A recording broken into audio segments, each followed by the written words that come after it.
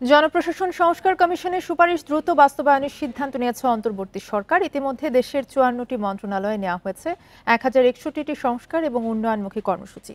শুক্রবার প্রধান উপদেষ্টার কার্যালয় থেকে পাঠানো এক বিজ্ঞপ্তিতে এসব তথ্য জানানো হয়। এতে বলা হয়েছে, গত ১৬ জুন প্রধান উপদেষ্টার কার্যালয়ে অনুষ্ঠিত সভায় জনপ্রশাসন সংস্কার কমিশনের ১৮টি প্রস্তাব নিয়ে আলোচনা হয়েছে। সভায় সিদ্ধান্ত হয়, যেসব সুপারিশ প্রশাসনিক উদ্যোগে বাস্তবায়ন সম্ভব সেগুলো দ্রুত কার্যকর করার। প্রতিটি মন্ত্রণালয় এবং বিভাগ নিজস্ব বাস্তবায়ন টিম গঠন করতে বলা হয়। নির্ধারিত সময়ের মধ্যে কাজ শেষ করার নির্দেশও দেওয়া হয়। কার্যক্রম তদারকিতে প্রধান উপদেষ্টার কার্যালয়ের সচিবের নেতৃত্বে একটি তদারকি টিম কাজ করবে, যারা মন্ত্রণালয়গুলোর সঙ্গে নিয়মিত যোগাযোগ করে প্রয়োজনীয় সহায়তা দেবে। পাশাপাশি মন্ত্রিপরিষদ বিভাগও সংস্কার কার্যক্রম তদারকির দায়িত্ব পালন করবে বলেও জানানো হয় বিজ্ঞপ্তিতে।